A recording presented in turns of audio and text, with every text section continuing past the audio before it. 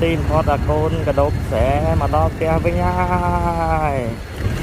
đo tia với nhai đo tia với nhai đo tia với nhai đo tia với nhai côn cái đốp sẽ đo tia hai nó có côn nào vậyបាទខ្ញុំបាទសូមគោរពនឹងជំរាបសួរបងប្អូនទាំងអស់គ្នាហើយនេះដែរគឺជាវីដេអូដែលខ្ញុំបាទបានទៅលេងនៅទឹកដីកម្ពុជាក្រោមហើយនេះគឺជាផែនទីនៃទឹកដីកម្ពុជាក្រោមដែលមានសរុបទាំងអស់គឺ21ខេត្តហើយខ្ញុំបាទបានទៅលេង3ខេត្តខាងក្រោមដែលមានព្រំប្រទល់ជាប់ជាមួយនឹងខេត្តកែបរបស់ប្រទេសកម្ពុជាយើងហើយ3ខេត្តដែលខ្ញុំបានទៅគឺមានខេត្តពីមខេត្តក្រមួនសនិងខេត្តទឹកខ្មៅអូខេដើម្បីចង់ដឹងថាខ្ញុំទៅតាមណាសូមអញ្ជើញទស្សនាវីដេអូទាំងអស់គ្នា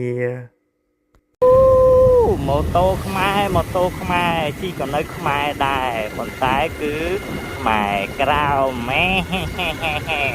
ចង់និយាយចឹងណាដោយពួកខ្ញុំត្រូវធ្វើដំណើរចេញពីច្រកអន្តរជាតិព្រែកចាកឆ្ពោះទៅកាន់ខេត្តពីមឬហៅថាហាទៀងនេះឯងហើយពួកខ្ញុំត្រូវបន្តដំណើរទៅមុខទៀត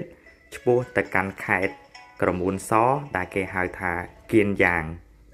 ហើយដោយសារតែពេលខ្ញុំទៅគឺមិនបានថតវីដេអូច្រើនទេដោយសារតែមេឃភ្លៀងខ្លាំងមែនតើដល់ពាក់កណ្ដាលផ្លូវទេជប់ដាក់នំចុកមួយសិនមានតំបន់ហ្នឹងហើយបងហើយបន្ទាប់ពីធ្វើដំណើរអស់ជាច្រើនម៉ោងទីបំផុតពួកយើងក៏បានមកដល់ទីក្រុងក្រមួនសដែលសប្តាហ៍ថ្ងៃគេហៅថាខេត្តគៀនយ៉ាងហើយមានទីក្រុងឈ្មោះថារ៉ាយ៉ា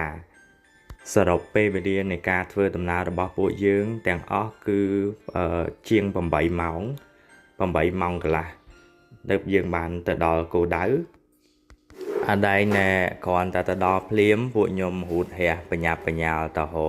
ញ៉ាំបាយដោយសារពួកយើងទៅដល់ហ្នឹងវាថ្ងៃខ្លាំងដែរហើយណាមួយដោយសារតែពួកយើងធ្វើដំណើរច្រើនម៉ោងទៀតអញ្ចឹងអស់កម្លាំងផងហេវផងមួយទី3យោហើយបងខ្ញុំគាត់ហៅអាសម្លនេះស្តៀងមកជូរយួនយើងប៉ុន្តែគេប្រើជាមួយគ្រឿងសមុទ្រមានអីញ៉ាំទៅប្លែកមាត់ដែរតាឆ្ងាញ់ដែរតាហើយបន្ទាប់ពីបាយថ្ងៃហើយពួកយើងសម្រាកបន្តិចហើយនេះគឺជាទិដ្ឋភាពដែលយើងថតពីលើអូតែលមកគឺស្អាតមែនតែនបន្ទាប់ពីសម្រាកហើយគឺពួកយើងចាប់ផ្ដើមចេញដំណើរពេលល្ងាចនេះគឺទៅ explore មើលទីក្រុងគេបាទហើយត្រង់